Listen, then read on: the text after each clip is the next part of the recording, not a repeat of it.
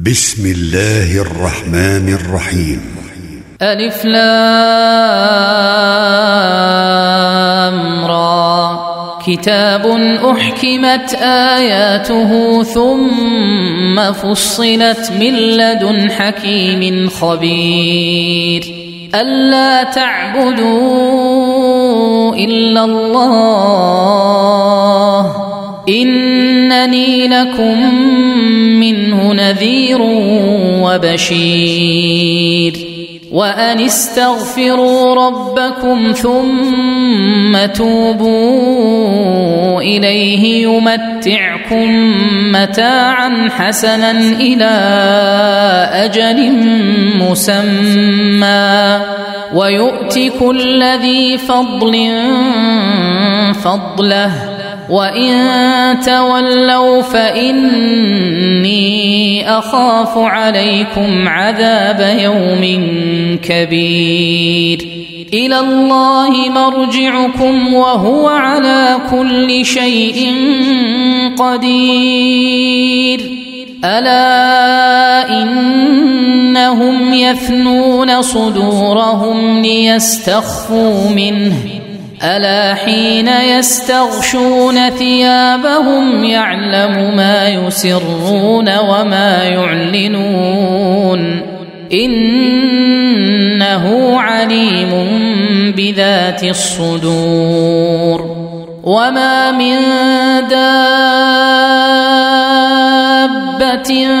في الأرض إلا على الله رزقها ويعلم مستقرها ومستودعها كل في كتاب مبين. وهو الذي خلق السماوات والأرض في 6 أيام وكان عرشه على الماء ليبلوكم أيكم أحسن عملا. ولئن قلت إنكم مبعوثون من بعد الموت ليقولن الذين كفروا إن هذا إلا سحر مبين. ولئن أخرنا عنهم العذاب إلى أمة معدودة ليقولن ما يحبسه ألا يوم يأتيهم ليس مصروفا عنهم وحاق بهم ما كانوا به يستهزئون. ولئن أذقنا الإنسان منا رحمة ثم نزعناها منه إنه ليئوس كفور. ولئن أذقناه نعماء بعد ضراء مسته ليقولن ذهب السيئات عني إنه لفرح فخور. إلا الذين صبروا وعملوا الصالحات أولئك لهم مغفرة وأجر كبير. فلعلك تارك بعض ما يوحى إليك وضائق به صدرك أن يقولوا لولا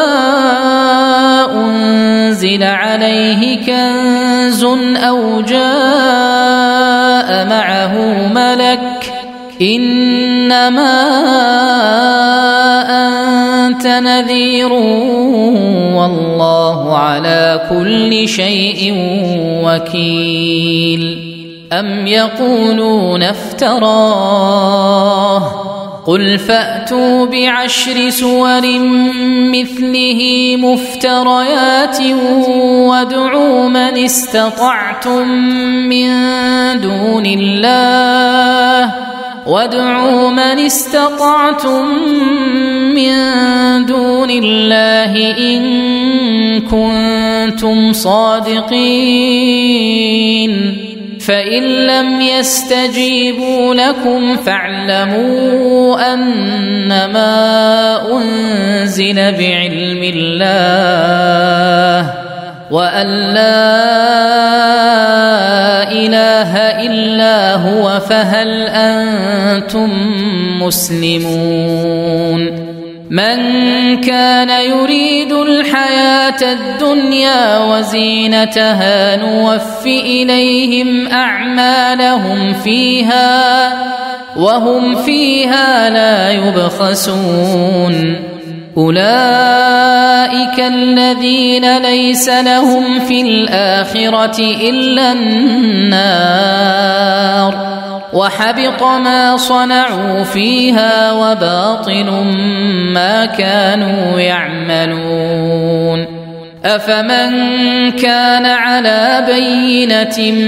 من ربه ويتلوه شاهد منه ومن قبله كتاب موسى إماما ورحمة أولئك يؤمنون به ومن يكفر به من الأحزاب فالنار موعده فلا تك في مرية منه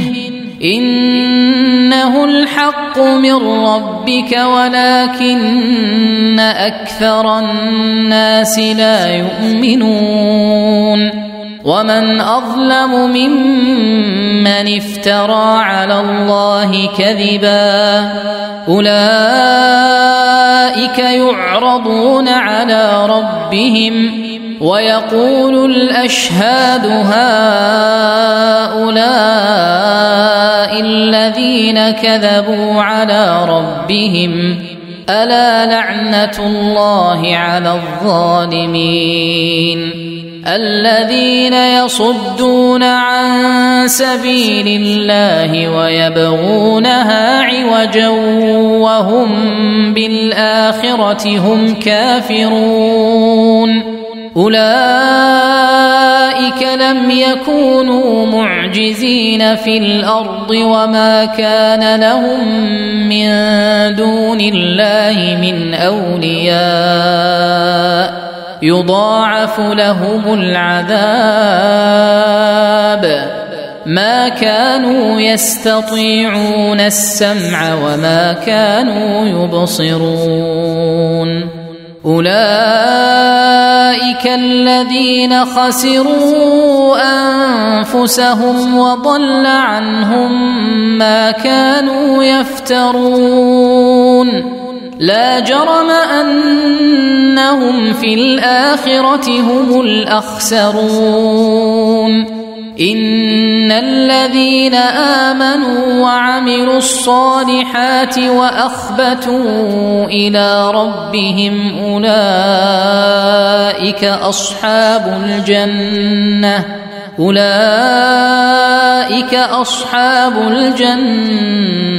هم فيها خالدون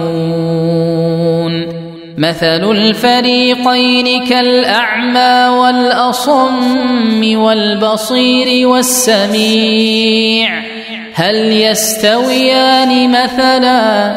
أفلا تذكرون ولقد أرسلنا نوحا إلى قومه إني لكم نذير مبين ألا تعبدوا إلا الله إني أخاف عليكم عذاب يوم أليم فقال الملأ الذين كفروا من قومه ما نراك إلا بشرا مثلنا وما نراك اتبعك إلا الذين هم أراذلنا بادي الرأي وما نرى لكم علينا من فضل بل نظنكم كاذبين قال يا قوم أرأيتم إن كنت على بينة من ربي وآتاني رحمة من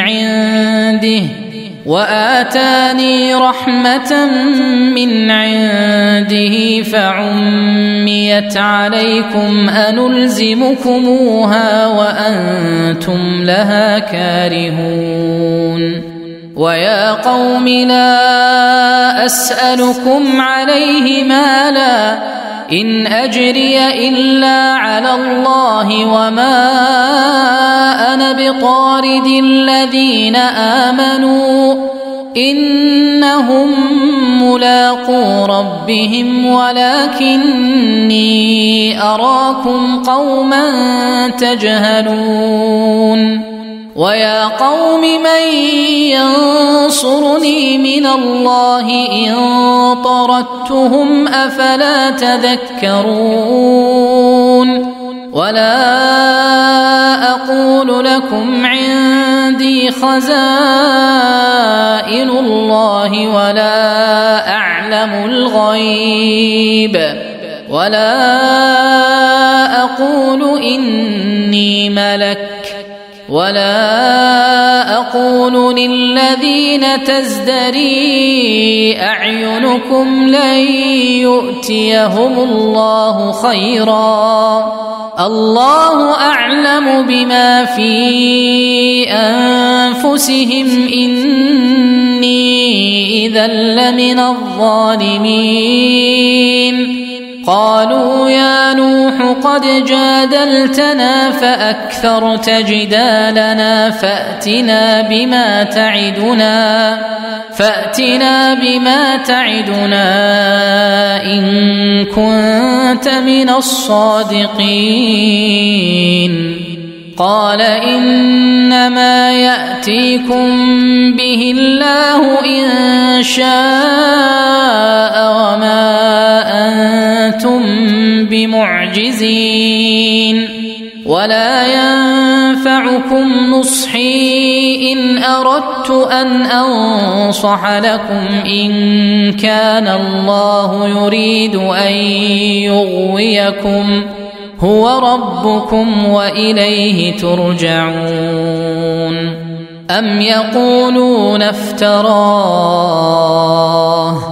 قل إن افتريته فعلي إجرامي وأنا بريء مما تجرمون وأوحي إلى نوح أنه لن يؤمن من قومك إلا من قد آمن فلا تبتئس بما كانوا يفعلون واصنع الفلك بأعيننا ووحينا ولا تخاطبني في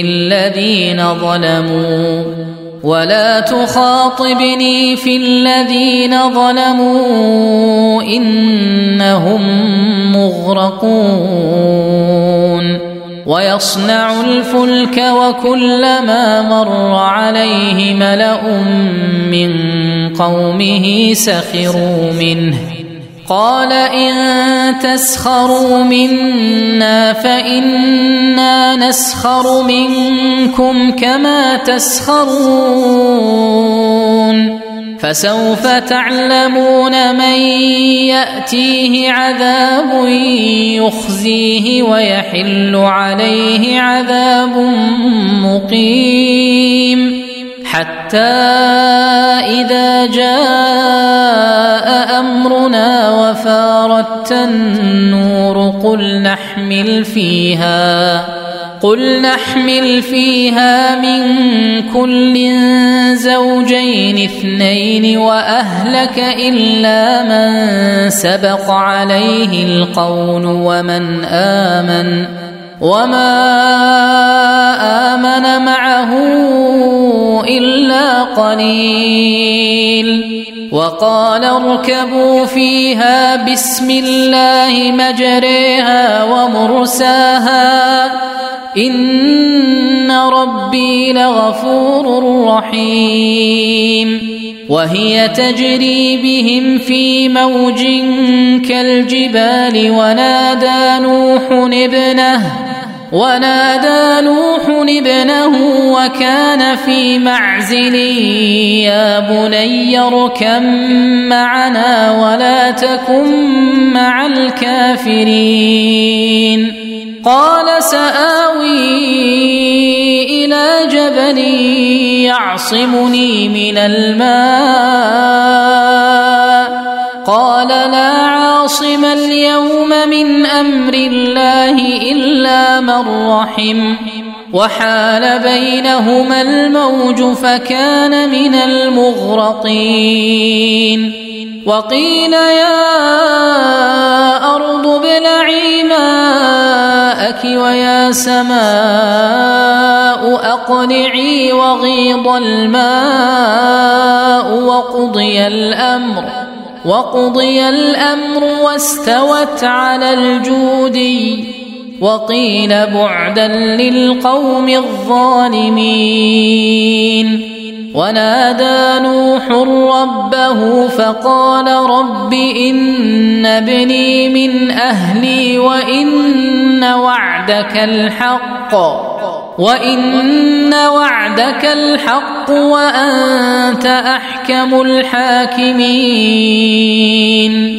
قال يا نوح إنه ليس من أهلك إنه عمل غير صالح فلا تسألني ما ليس لك به علم إني أعظك أن تكون من الجاهلين قال رب إني أعوذ بك أن أسألك ما ليس لي به علم وإلا تغفر لي وترحمني أكن من الخاسرين قيل يا نوح اهبط بسلام منا وبركات عليك وعلى ممن معك وأمم سنمتعهم ثم يمسهم منا عذاب أليم تلك من أنباء الغيب نوحيها إليك ما كنت تعلمها أنت ولا قومك من قبل هذا فاصبر إن العاقبة للمتقين وإلى عاد أخاهم هودا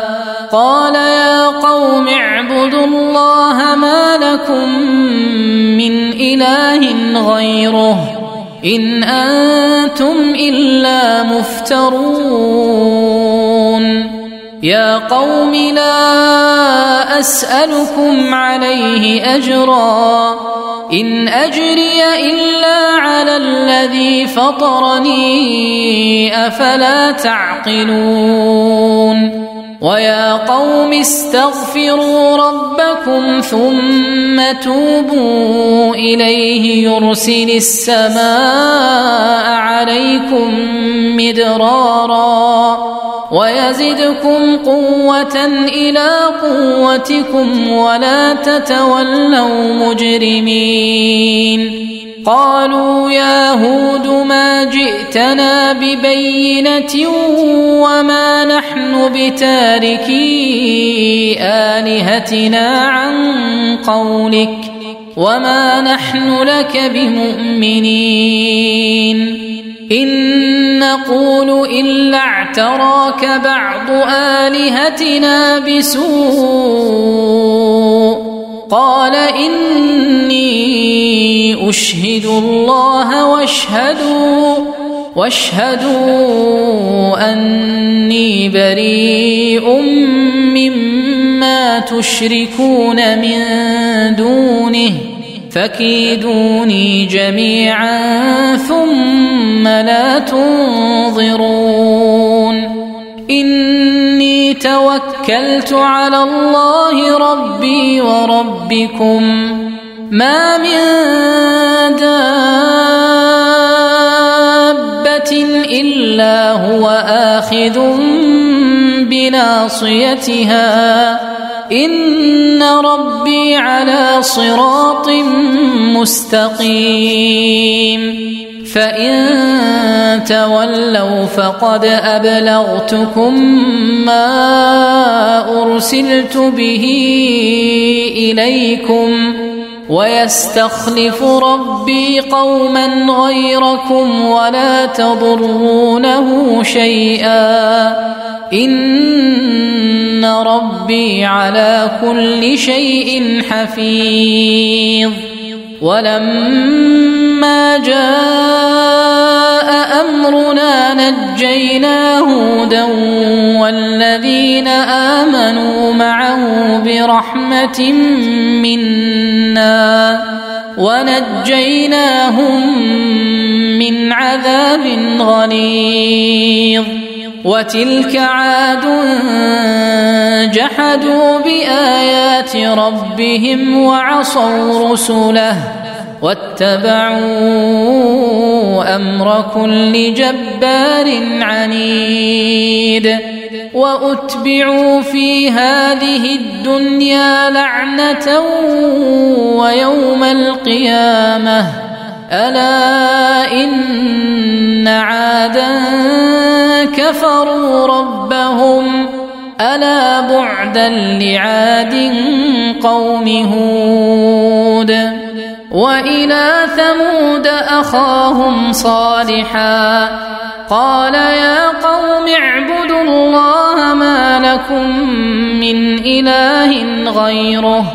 هو أنشأكم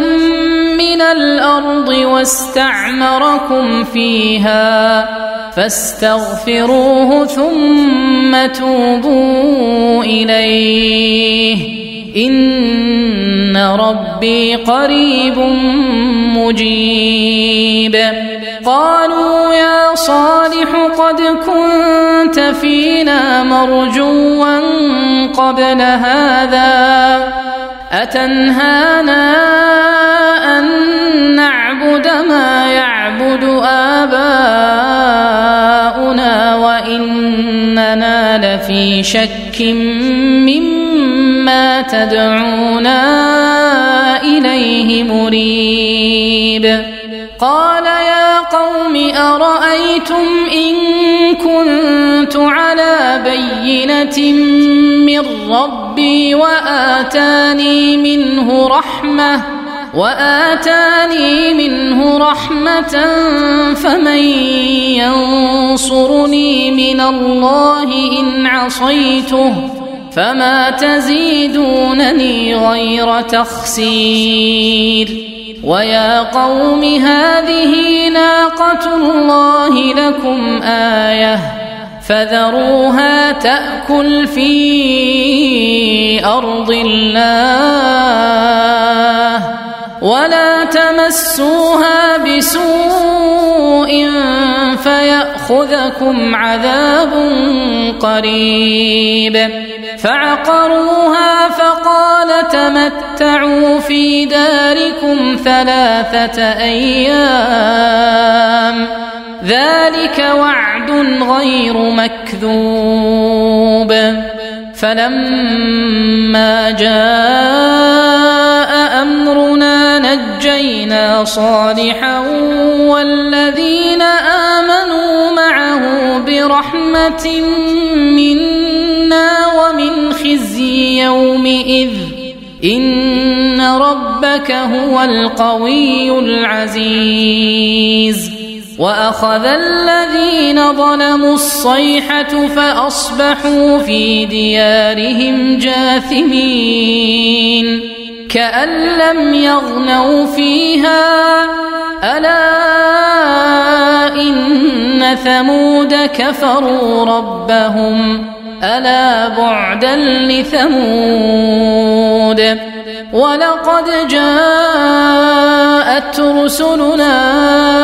إبراهيم بالبشرى البشرى قالوا سلاما قال سلام فما لبث أن جاء بعجل حنيذ فلما رأى أيديهم لا تصل إليه نكرهم وأوجس منهم خيفة قالوا لا تخف إنا أرسلنا إلى قوم لوط وامرأته قائمة فضحكت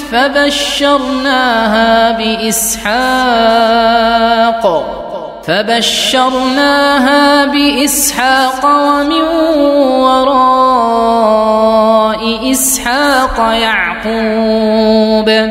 قالت يا ويلتى أألد وأنا عجوز وهذا بعلي شيخا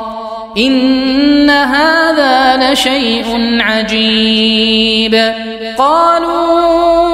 أتعجبين من أمر الله رحمة الله وبركاته عليكم أهل البيت إنه حميد مجيد فلما ذهب عن إبراهيم الروع وجاءته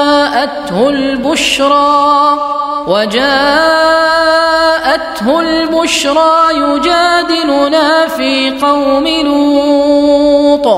إن إبراهيم لحليم أواه منيب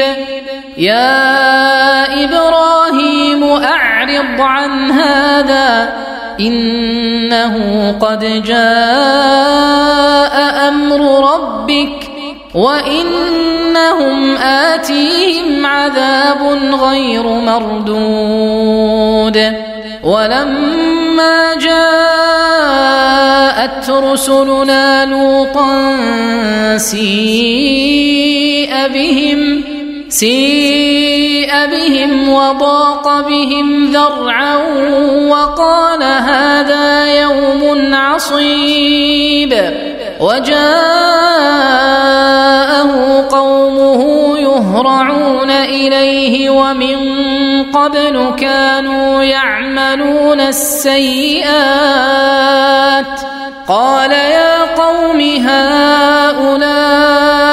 بناتي هن أطهر لكم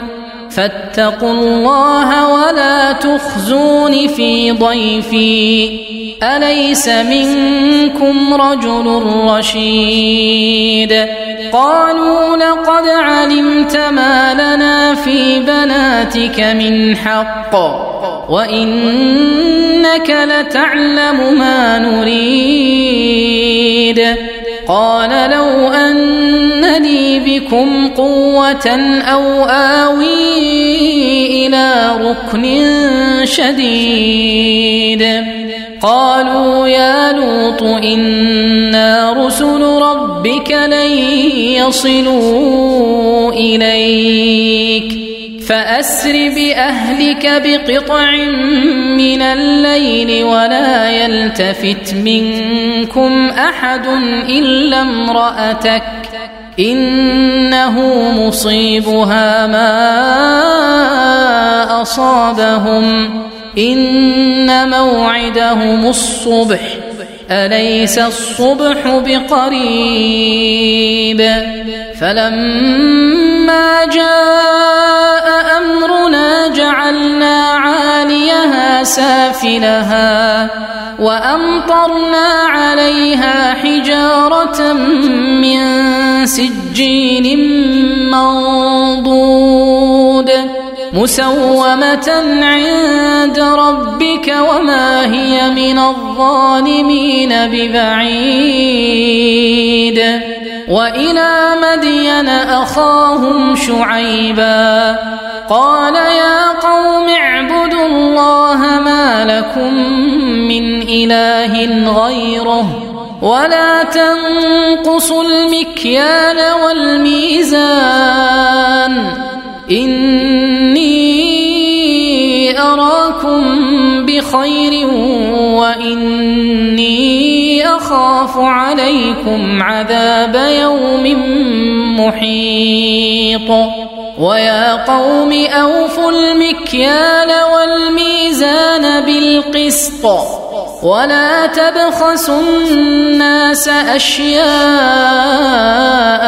ولا تعثوا في الأرض مفسدين بقية الله خير لكم إن كنتم مؤمنين وما أنا عليكم بحفيظ قالوا يا شعيب أصلاتك تأمرك أن نترك ما يعبد آباؤنا أو أن نفعل في أموالنا ما نشاء إنك لأنت الحليم الرشيد قال يا قوم أرأيتم إن كنت على بينة من ربي ورزقني منه رزقا حسنا وما أريد أن أخالفكم إلى ما أنهاكم عنه إن أريد إلا الإصلاح ما استطعت وما توفيقي إلا بالله عليه توكلت وإليه أنيب ويا قوم لا يجرمنكم شقاقي أن يصيبكم مثل ما أصاب قوم نوح أو قوم هود أو قوم صالح وما قوم لوط منكم ببعيد واستغفروا ربكم ثم توبوا إليه إن ربي رحيم ودود قالوا يا شعيب ما نفقه كثيرا مما تقول وإنا لنراك فينا ضعيفا ولولا رهطك لرجمناك وما أنت علينا بعزيز قال يا قوم أرهطي أعز عليكم من الله واتخذتموه وراءكم ظهريا إن ربي بما تعملون محيط ويا قوم اعملوا على مكانتكم إني عامل سوف تعلمون من يأتيه عذاب يخزيه ومن هو كاذب وارتقبوا إني معكم رقيب ولما جاء أمرنا نجينا شعيبا والذين آمنوا معه برحمة منا وأخذت الذين ظلموا الصيحة فأصبحوا في ديارهم جاثمين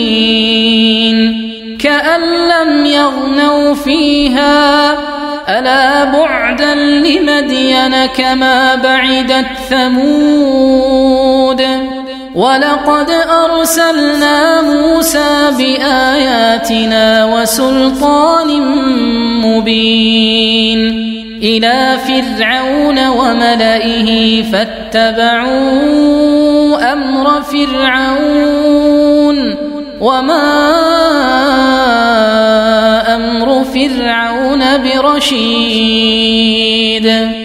يقدم قومه يوم القيامة فأوردهم النار وبئس الورد المورود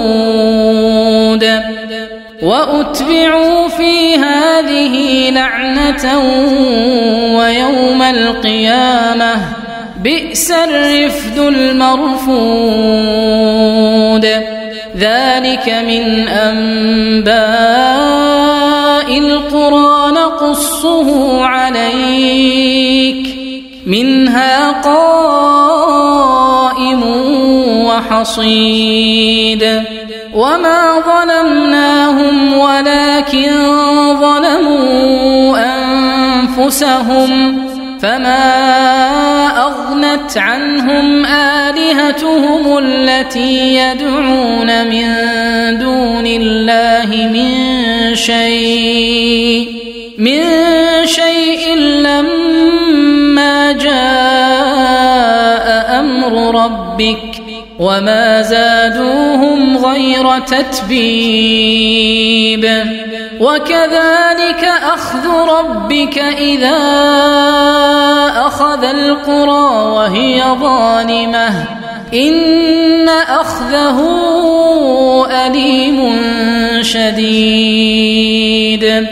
إن في ذلك لآية لمن خاف عذاب الآخرة ذلك يوم مجموع له الناس وذلك يوم مشهود وما نؤخره إلا لأجل معدود يوم يأتي لا تكلم نفس إلا بإذنه فمنهم شقي وسعيد فأما الذين شقوا ففي النار لهم فيها زفير وشهيق خالدين فيها ما دامت السماوات والأرض إلا ما شاء ربك إن ربك فعال لما يريد وأما الذين سعدوا ففي الجنة خالدين فيها ما دامت السماوات والأرض إلا ما شاء ربك عطاء غير مجذوذ فلا تك في مرية مما يعبد هؤلاء ما يعبدون إلا كما يعبد آباؤهم من قبل وإنا لموفوهم نصيبهم غير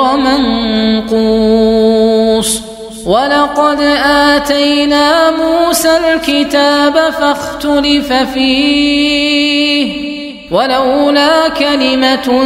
سبقت من ربك لقضي بينهم وإنهم لفي شك